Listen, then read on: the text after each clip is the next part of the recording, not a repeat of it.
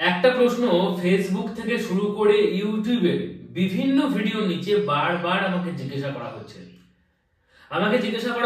যে দাদা, যে মানুষটাকে আমি ভালোবাসি সেই মানুষটা আমাকে আমার মতো করে ভালোবাসে না। যে মানুষটাকে আমি খুব মিস করি সেই মানুষটা আমাকে মিস করে না। যে মানুষটাকে আমি আগলে রাখতে চাই সেই মানুষটা আমাকে ছেড়ে দিতে চায়। যে মানুষটাকে আমি বারবার ফোন করি সেই মানুষটা আমাকে ফোন করে না।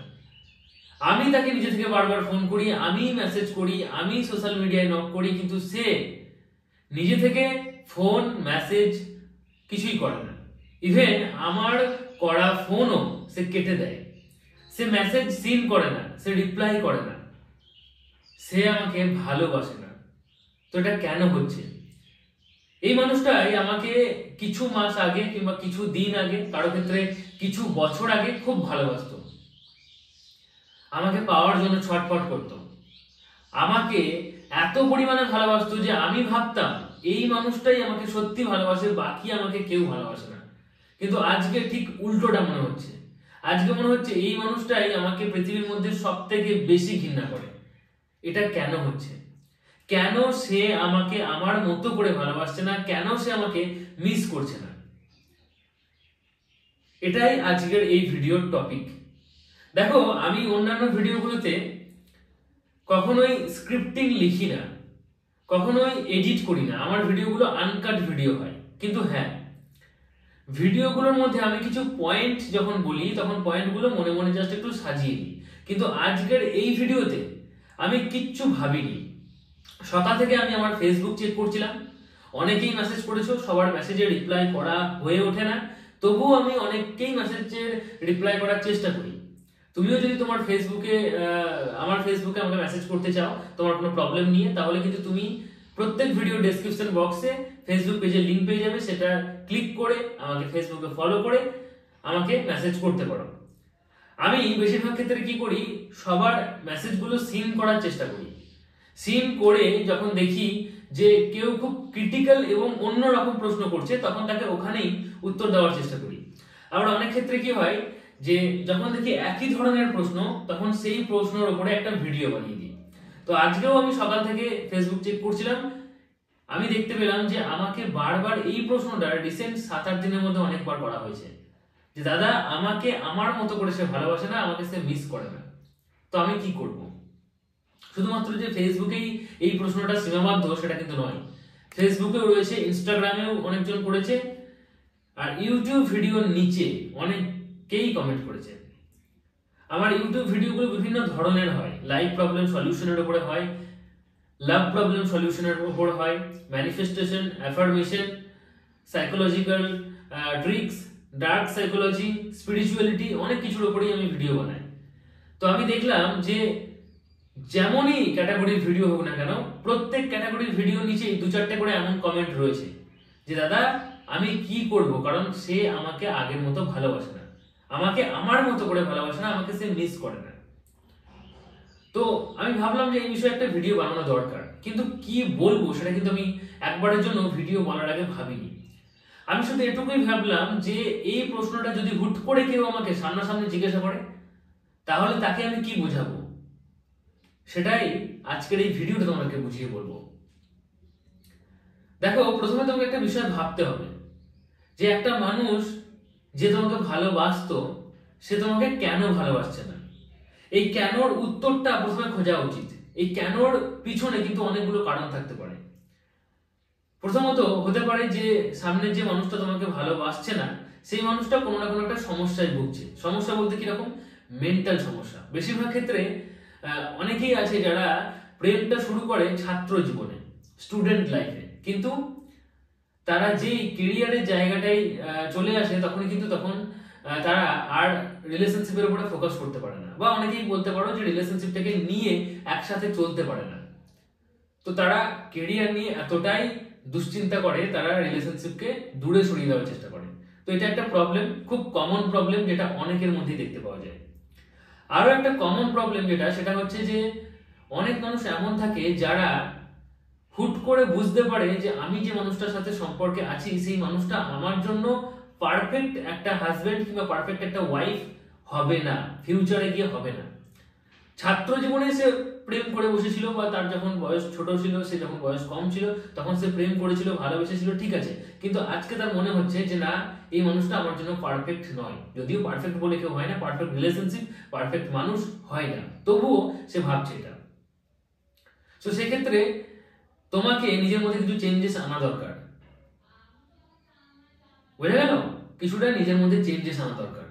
আর তার সাথে অনেক মানুষ এমন থাকে যারা কিন্তু পরিবারের একটা ভয় পায়, যে হ্যাঁ আমি তো ভালোবেসেছি, আমি তাকে ভালোবাসবো, ভালো রাখবো, সাথে থাকবো, কিন্তু পরিবার মেনে নেবে না। আর পরিবারের এই ভয়েই অনেকেই ছেড়ে দিয়ে চলে যায় বা ইগনোর করতে শুরু করে।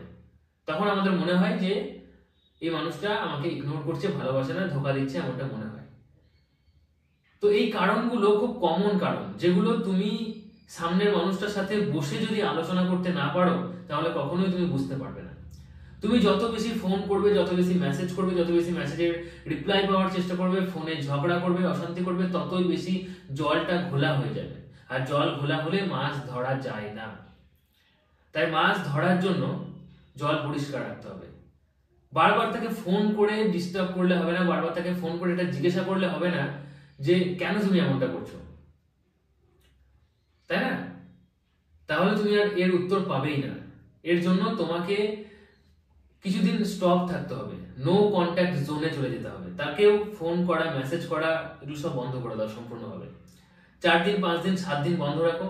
তারপরে হুট করে একদিন ফোন করে জিজ্ঞাসা করো কেমন আছো, কি করছো, একটা সময় বের করে আমার সঙ্গে শেষ একবার দেখা করো। এটুকু বলে একটা ডেট, একটা সময়, একটা স্থান ঠিক করে নাও এবং সেই জায়গায় সামনাসামনি বসে আলোচনা করো। সামনাসামনি বসে আলোচনা করলে দেখবে মানুষটা যদি ভালো হয় তাহলে এই 3টে কমন প্রবলেমের মধ্যেই একটা প্রবলেম তার মধ্যে দেখতে পাবে। হয় সে ক্যারিয়ার নিয়ে দুশ্চিন্তা করতে গিয়ে রিলেশনশিপটাকে ঠিক রাখতে পারছে না, নয় সে এটা ভাবছে যে আমি এর থেকেও ভালো মানুষ পাবো, আমি ভুল করেছি প্রেম করে, তাই তাকে ছেড়ে দেওয়ার চেষ্টা করছে। আর একটা হতে পারে যে তার পরিবারের কোনো একটা সমস্যা, তার কারণে সে তোমাকে ছেড়ে দেওয়ার চেষ্টা করছে। তবে আরো দুটো কারণ আছে, এই দুটো কারণকেও আমাদেরকে বুঝতে হবে ভালোভাবে। 4 নম্বর যে কারণটা সেটা হচ্ছে যে অনেক সময় মানুষ বিরক্ত হয়ে যায়, মানুষ মিস করে না বা ভালোবাসে না, তার কারণ হচ্ছে তোমার অতিরিক্ত ভালোবাসা। হ্যাঁ, এই পৃথিবীতে প্রত্যেকটা জিনিস, আমি একটা উদাহরণ দিয়ে বুঝিয়েছিলাম যে পৃথিবীতে প্রত্যেকটা জিনিসকেই কিন্তু একটা ব্যালেন্সে রাখতে হবে। অতি কম ভালো নয়, অতিরিক্ত ভালো নয়। যখনই তুমি কোনো মানুষকে কিছুই দেবে না, সেটা টাকা পয়সা হতে পারে, পরিশ্রম হতে পারে, ভালোবাসা হতে পারে, সম্মান হতে পারে, তখন সে তোমাকে ভালোবাসবে না, সম্মান করবে না, এটা সবাই জানে। কিন্তু তোমাকে এটাও বুঝতে হবে যে যখন তুমি কোনো মানুষকে অতিরিক্ত ভালোবাসবে, কোনো মানুষকে অতিরিক্ত সম্মান করবে, তখন কিন্তু সেই মানুষটা তোমাকে আর সম্মান করবে না, আর ভালোবাসবে না। তো এটাও বুঝতে হবে, অতিরিক্ত কোনো কিছু ভালো না। অতিরিক্ত মিষ্টি খেলে মানুষের সুগার হয়ে যায়, তাই না? লাইফটা অনেকটা ওই আলে হাঁটার মতো, দুপাশে জমি, আল দিয়ে আমাদেরকে আস্তে আস্তে আস্তে করে হাঁটতে হবে, পুরো ব্যালেন্স করে রাখার মতো। তাই অতিরিক্ত তুমি যদি ভালোবাসো, অতিরিক্ত তুমি যদি তাকে মিস করো, অতিরিক্ত তুমি যদি ফোন করো, অতিরিক্ত তুমি যদি মেসেজ করো, বারবার তাকে ফোন করো আর এটাই বলো যে কেন ফোন করছো না, কি করছো, কোথায় আছো, খেয়েছো, এটা সেটা, তাহলে কি হবে না, একটা সময় পর সে বিরক্ত হয়ে যাবে। সে মনে করবে যে এই মানুষটা আমার সাথেই আছে, আমি আমার সময় মতো ঠিক একে ফোন করে নেবো, তোমাকে ভ্যালু দেবে না। এর জন্য তোমাকে যেটা করতে হবে সেটা হচ্ছে যে রিলেশনে আছো, ভালোবাসো, ঠিক আছে, তুমি সারাদিনে একবার, দুবার, ম্যাক্সিমাম 3বার ফোন করলে, একটা ছোট্ট ছোট্ট ন্যাপ নিয়ে ফোন করলে, সকালে একবার 2 মিনিটের জন্য, দুপুরে একবার 2 মিনিটের জন্য, বিকালেও একবার করতে পারো। তবে একটা বড় টাইম নিয়ে যে কথাটা, সেটা রাতের দিকে কিংবা তোমাদের সময় মতো একটা সময় ঠিক করে নিয়ে সেটা করো। সেটা 1 ঘন্টা, 1.5 ঘন্টা, 2 ঘন্টা হতে পারে। কিন্তু যখনই ফোন করছি তখনই আধা ঘন্টা করে কথা বলছি আর আধা ঘন্টা করে সময় চাইছি তার কাছে, তাহলে কিন্তু সে বিরক্ত হয়ে যাবে এবং সম্পর্কের মধ্যে থাকতে চাইবে না। শুধু সে কেন, অন্য কোনো মানুষই সম্পর্কের মধ্যে থাকতে চাইবে না।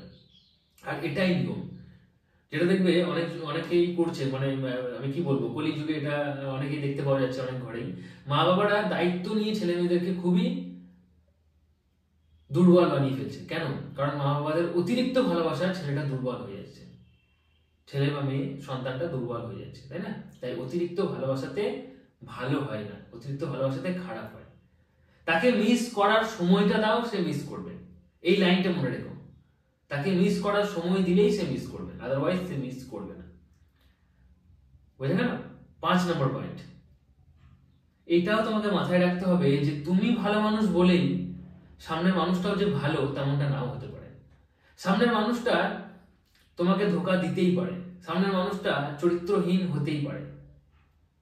তো হতে পারে যে তুমি কম বয়সে ছাত্র জীবনে যখন ছোট ছিলে তখন হয়তো একটা মানুষকে ভালোবেসে ফেলেছিলে, তুমি বুঝতে পারোনি যে মানুষটা মানুষ নয়, মানুষটা মানুষের মতো দেখতে, কিন্তু সে ভালোবাসতে জানে না।